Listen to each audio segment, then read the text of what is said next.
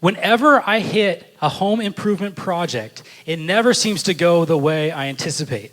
I don't know if any of you have ever experienced this, but for me, it always seems like I get more than I bargained for when I enter into a home project. I run into unexpected problems, unexpected difficulties. And I was talking to a friend of mine just last week, and we were just commiserating about our latest project that we had been doing.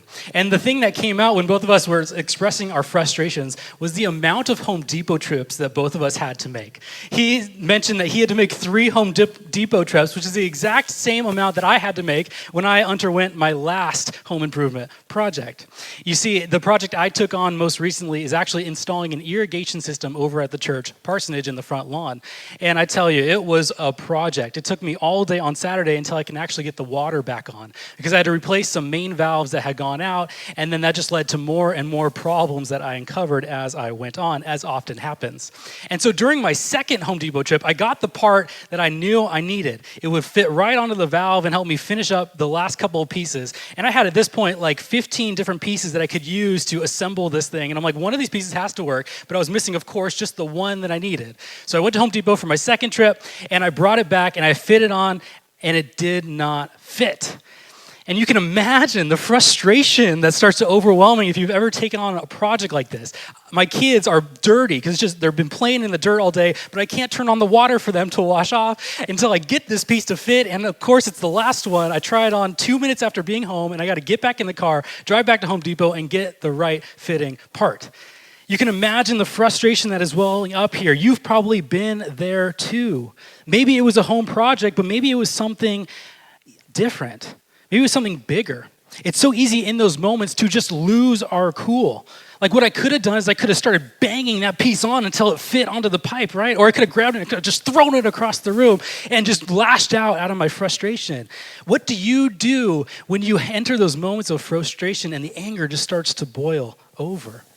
And I'm not just talking about these little moments. Often when we let emotions sit within us, it can lead to some really events that we start to regret. Because our knee-jerk reactions don't always help us solve the problem, do they? If anything, they actually make the problem worse. Can you imagine if I just tried to bang the thing on the pipe, the amount of problems I would then have to fix? So sometimes we can actually cause more damage when we let our anger boil over. And it could even lead to damage that could not ever be repaired. But Jesus, in the Sermon on the Mount, he's going to give us a better way to handle our emotions. In today's Sermon on the Mount, this portion of it, he's going to speak directly to the heart of these kinds of struggles. He's going to talk specifically about anger. He's going to talk specifically about lust, specifically about honesty, and about love. And he shows us this, that it's not just about avoiding the bad things, but about pursuing the right things. And today, we're going to learn the importance of reconciling quickly, of living purely, and loving radically. Because it's these actions that are at the heart of Jesus' true disciples. And so today, like I mentioned, we are journeying through the Sermon on the Mount through our series called Kingdom Come. And last week, Jesus taught his disciples through a really bold statement where he claimed to be the fulfillment of the law. And we saw that Jesus' teaching there, he taught his disciples a deeper meaning of the Old Testament. And we learned that the Old Testament law, it wasn't about behavior modification, but about a transformed heart. And that transformed heart can only come through relationship with Christ. So in Jesus' sermon, he is radicalizing the Old Testament. And for his followers, this sermon is becoming crucial to help them understand what life is like in his kingdom. So as we enter into our text today, Jesus is going to focus on what this kind of looks like in really practical terms. Jesus' words in this text provide specific examples of what embracing the intent and the motive and the purpose behind the law really looks like. So in today's text, Jesus reveals the intent and the motive by using 6 antitheses. Thank you. I've been practicing that word all week and I screwed it up. Antitheses. I don't know if you know what that word means, so I'll explain it for you if you don't, because I didn't. Antitheses are opposites. They're contrasting ideas they're things that are placed in opposition to one another in order to make a point. So there's a stark contrast between two ideas. And Jesus is going to give us 6 of these throughout this passage.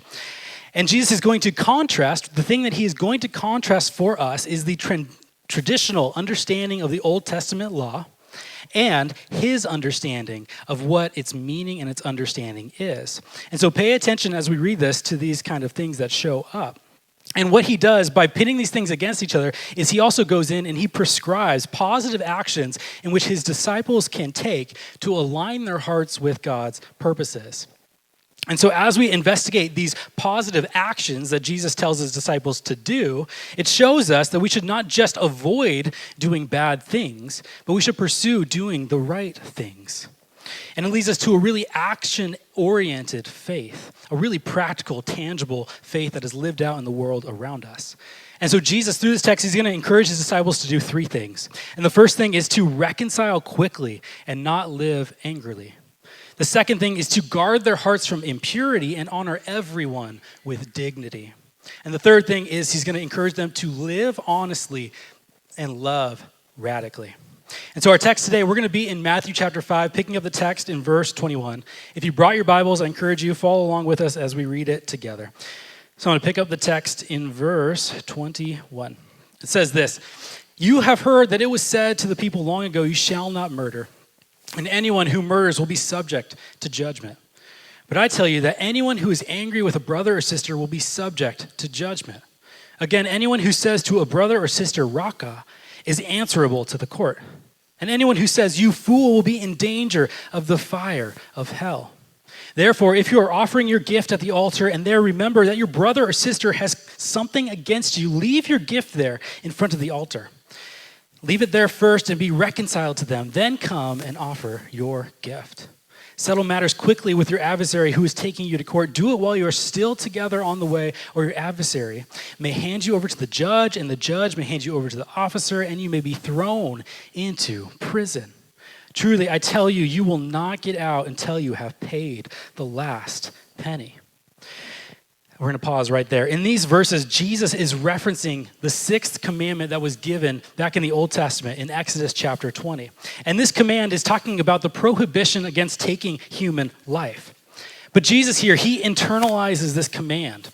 And he states that even feelings of anger, rage, hostility, or even just saying spiteful words against someone else, if you do any of those things, you are also guilty of this sin.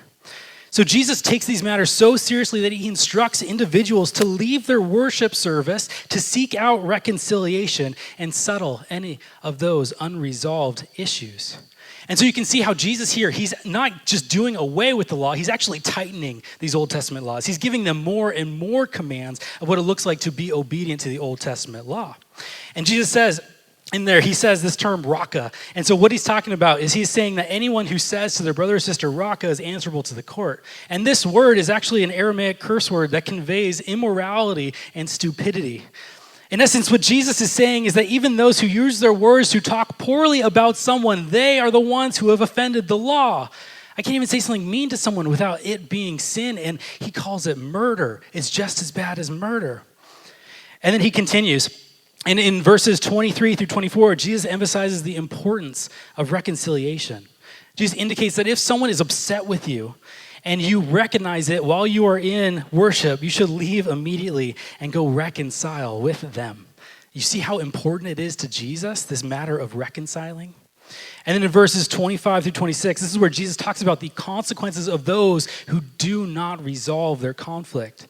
He says that if you do not settle your conflict quickly, you will be subject to a judge. And then if you are found guilty, you will be thrown into prison and you will not be released until the last penny is paid. And guess what? When you're in jail, you can't earn more pennies to pay your way out, can you? No. So Jesus is talking about the severity of what it looks like if you let conflict continue to happen. And so through this scenario, he highlights the urgency of resolving these disputes. And he's saying that if you want to be my disciples, you must reconcile quickly and not let anger fester. Because if you do, it will lead to more and more severe consequences for you. I love in this verse, in these section of verses, specifically verses 23 and 24, because it gives us a glimpse into God's heart. And his heart really is for reconciliation. Jesus tells his followers that God would rather have them leave worship and be reconciled in their relationships. And that shows us that God cares more about our heart and our relationship with other people than about the gifts that we can bring him through our worship. And so for God, relationships take precedence over the offerings that we can give him. That really is beautiful. God's heart is for those who reconcile, not just those who avoid bad actions. And Jesus intends that his disciplers will start to model this attribute in their hearts as well and have the same heart that God himself has. And so Jesus' true disciples are ones who embody God's heart of reconciliation and who seek out that reconciliation really quickly and don't harbor and hold on to anger. You know that we live in a culture today that does not live by this standard, do we? We see violence everywhere that we turn. Look at road rage, right? That's an easy example of how frustration can quickly boil up and people harbor resentment.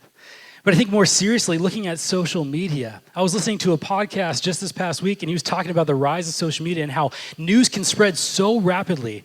But you know what he said? He said the number one fast-spreading things are those things that are slamming other people or are about rage and violence. Those things are the things that spread the fastest among social media. Really interesting, isn't it? And I think for all of us, we're coming up to a time of real division with the elections coming up. And studies and surveys have shown that political differences during a period such as the elections really do strain relationships, including reports of family members who have cut off contact or avoided certain topics at family gatherings in order to prevent conflict.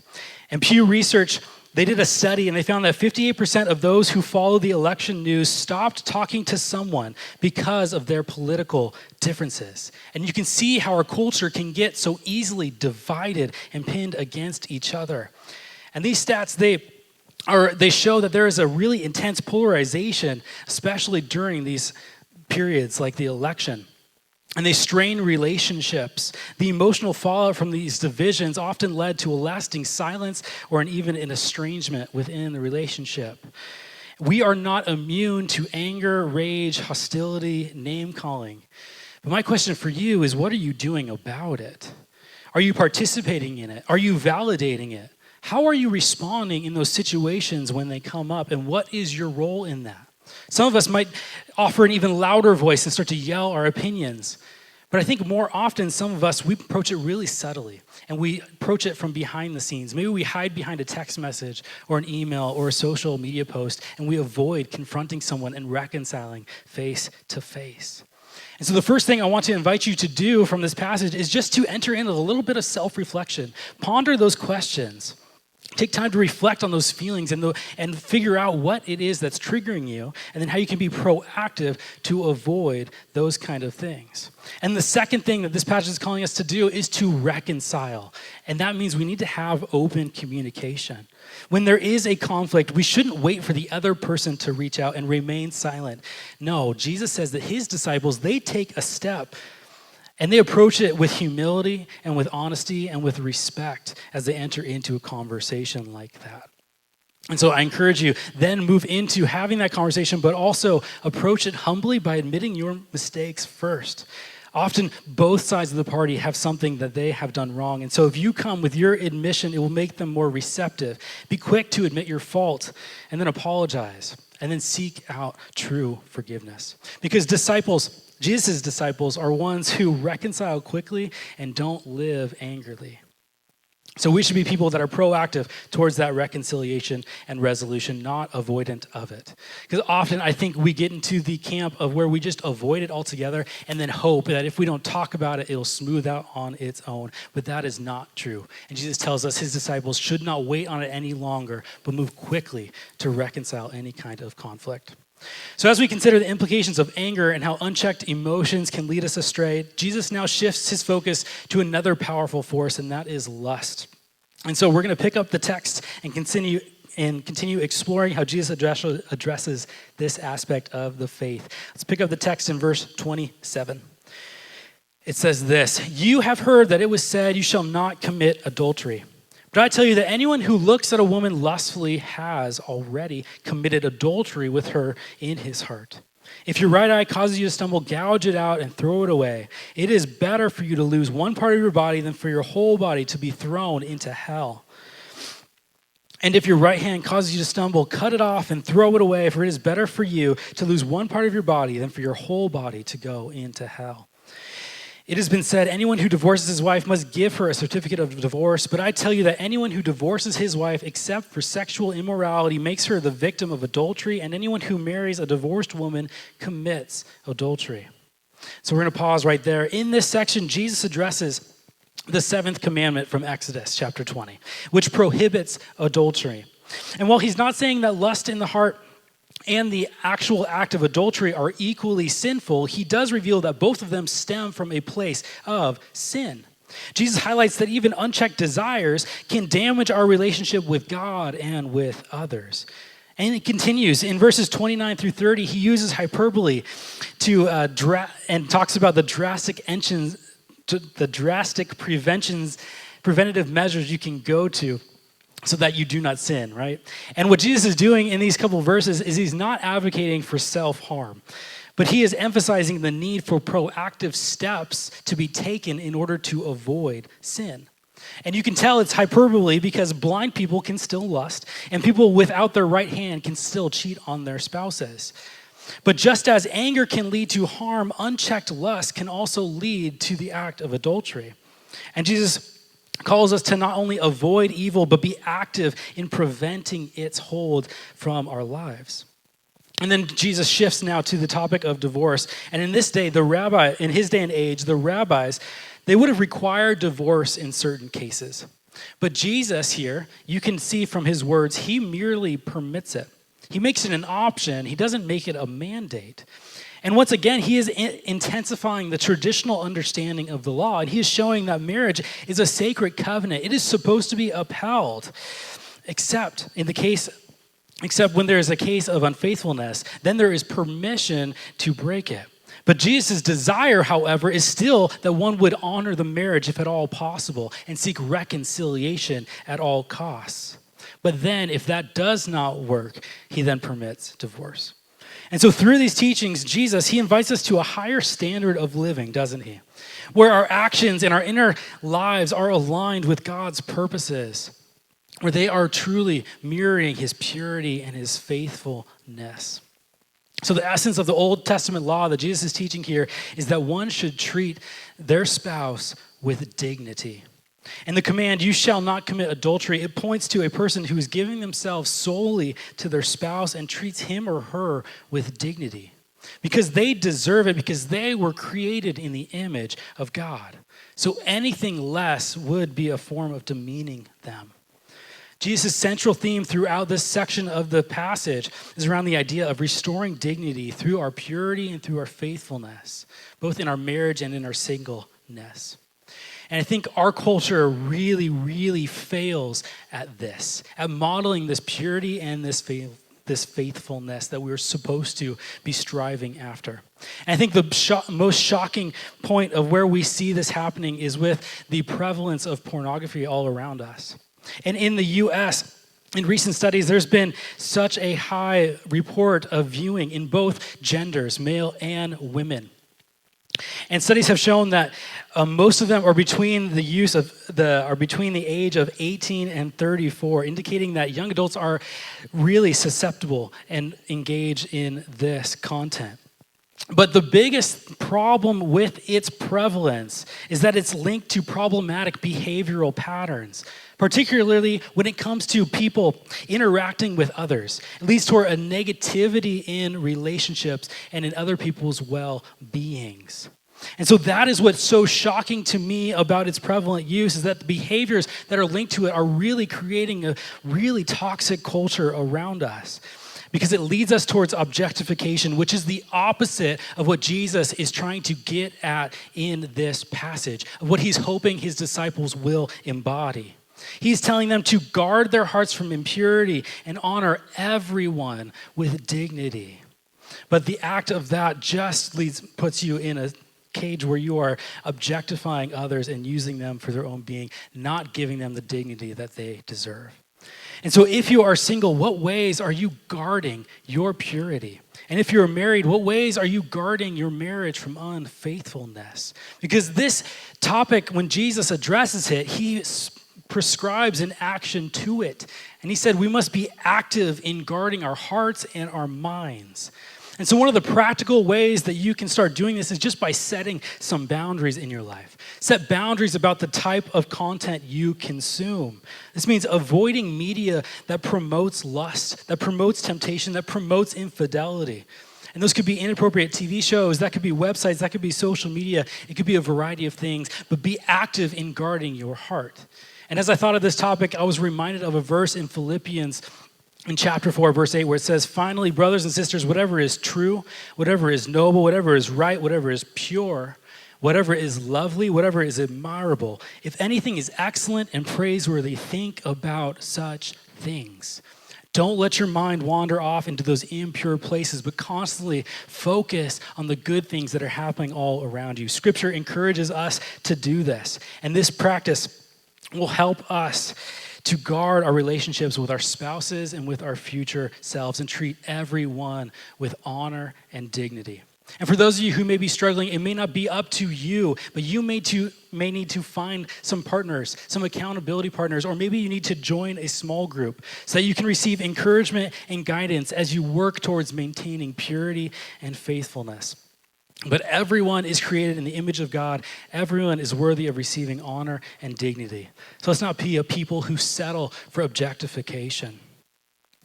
So we've explored now a lot of topics, and we just finished with purity and faithfulness. But let's go ahead and move on to what it looks like to embrace a life of truth, reconciliation, and selfless love. So let's pick up the text in verse 33.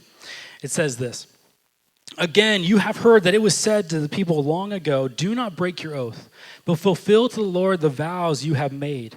But I tell you, do not swear an oath at all, either by heaven, for it is God's throne, or by earth, for it is his footstool, or by Jerusalem, for it is the city of the great king. And do not swear by your head, for you cannot make even one hair white or black. All you need to say is simply yes or no. Anything beyond this comes from the evil one.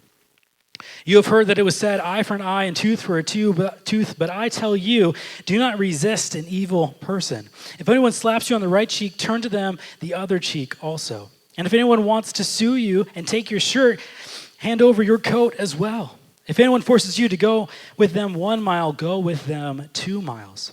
Give to the one who asks you, and do not turn away from the one who wants to borrow from you.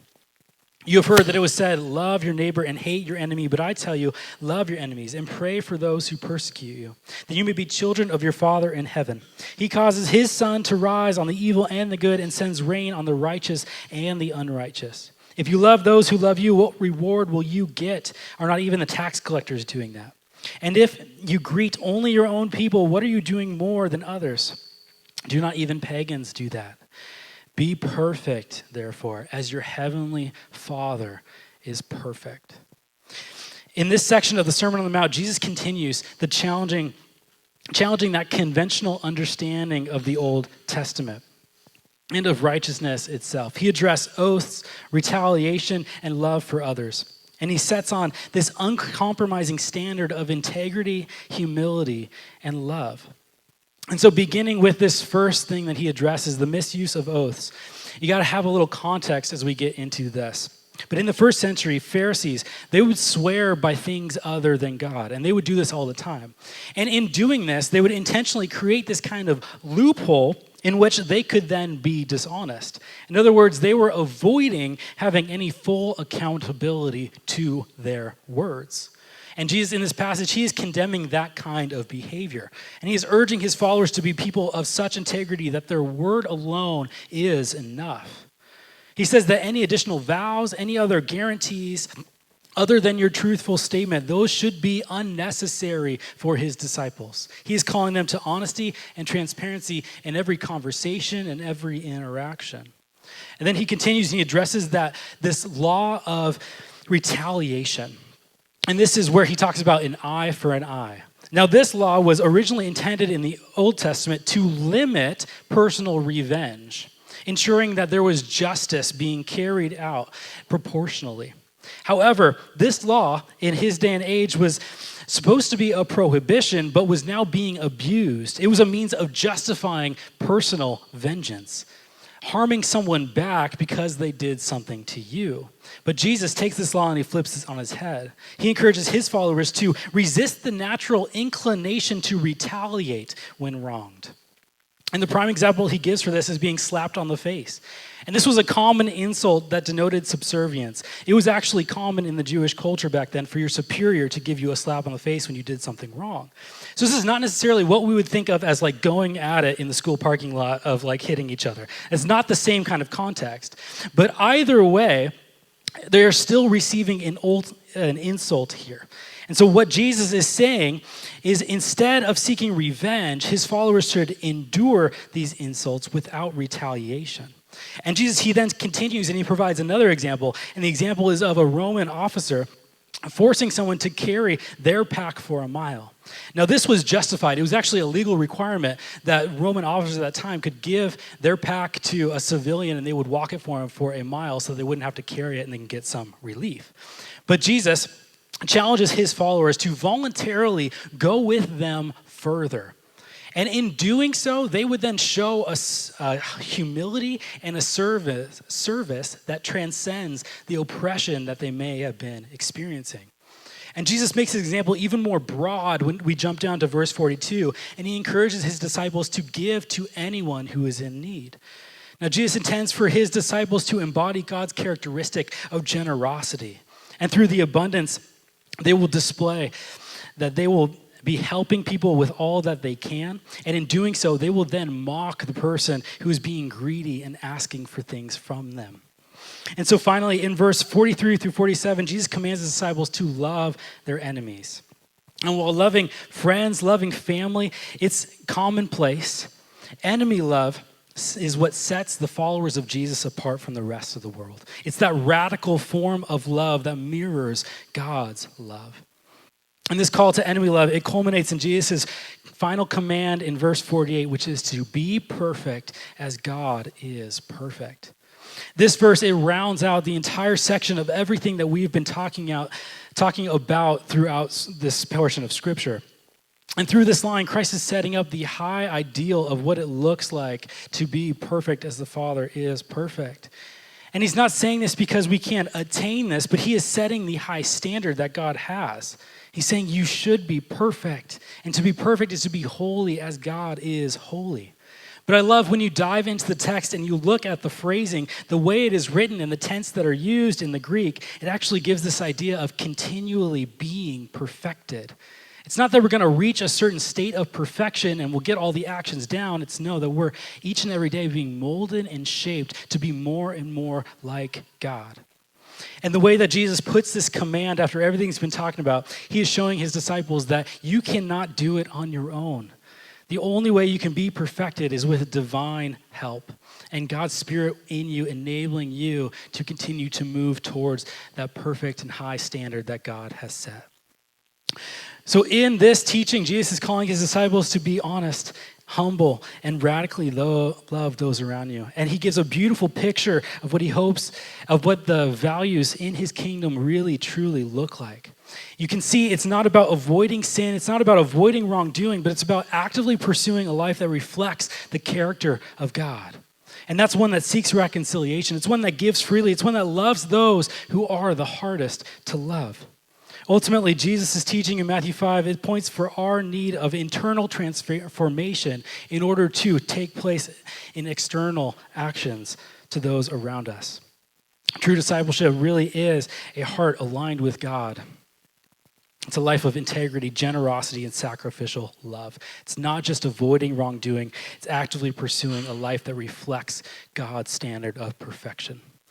And I think where we often fail at this is when we start looking at the lives of those around us. I think often we get caught in this comparison trap that halts our movement towards this high standard that God has given us. And the comparison trap is this tendency to measure our worth and our success by comparing ourselves to those around us.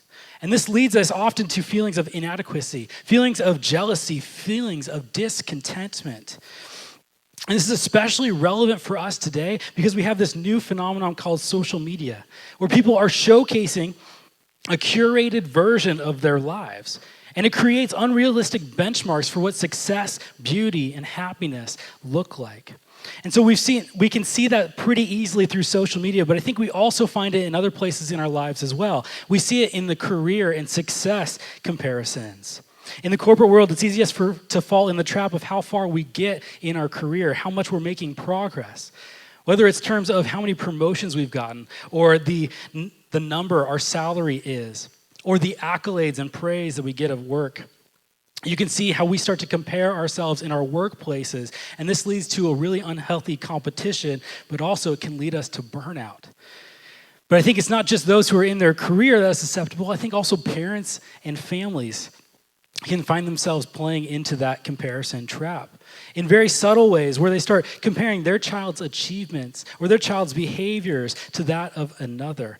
How far have they come along in their progress versus the other children in the neighborhood? I think also in marriages, if you don't have kids yet, it can be that as well. Look at the perfect couple down the street, and they never have any issues and never have any problems. And so you can see how this mentality can often halt us as we move towards this perfection that Jesus lays out for us. But Jesus wants us to continually be perfected, continually be moving towards those high standards. And so we need to really break free from that comparison trap. And I believe the best way for us to do this is by practicing gratitude, because gratitude is our way of expressing trust in God's plan that He has for us. And so one of the most effective ways for us to combat that comparison is to develop habits of gratitude, focusing on what you have, what you've been given uniquely, whether it's your unique personality, your unique gifts, or your unique circumstances, or your unique blessings. Shift your attention away from what's going on in others and just remember your life and how God has uniquely crafted and blessed you. Maybe for you, you should keep a gratitude journal where you write down those things and remind yourself often of all that you've been given. But I think another easy, tangible step is actually parenting advice I got to do with my kids, but I found it's actually more effective if I use it myself. And this is whenever you find yourself in the comparison trap, getting frustrated at what someone else has, is to take a break and mentally list 10 things in your mind that you are grateful for right there and right now. This works really good on kids, but it works even better on adults as well. And so instill this habit of whenever you find yourself in this comparison trap, stop for a moment and list 10 things in your mind that are unique blessings that God has given you. It will really do wonders on your heart and help you. So when Jesus says to give, you may notice that He doesn't tell His disciples what to give the person who asks. And I think this is very intentional, because sometimes we can often use this passage as a way to then be abused and give everything away. But Jesus intentionally does not say what to give them. He just says give them. And sometimes those who ask, they actually don't know what they need. Sometimes they may ask for help, but you know what they need, and they need salvation, and they need a Savior. And so there are certain ways where we can use our discernment that God has given us to be able to meet the needs of those around us in ways they may not have expected themselves. We talked about a lot in this text, but through this text, I want to leave you just a couple little bits of wisdom and remind you of a few of the main points.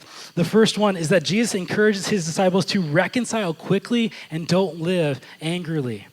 Second thing is He tells you, His disciples, to guard their hearts from impurity and honor everyone with dignity. And then finally, to live honestly and love radically. Because Jesus' true disciples, they don't just avoid the bad things, they actively pursue the things that are good. And so in a world that encourages us to be indifferent towards one another, let's choose to reconcile quickly, live purely, and love radically.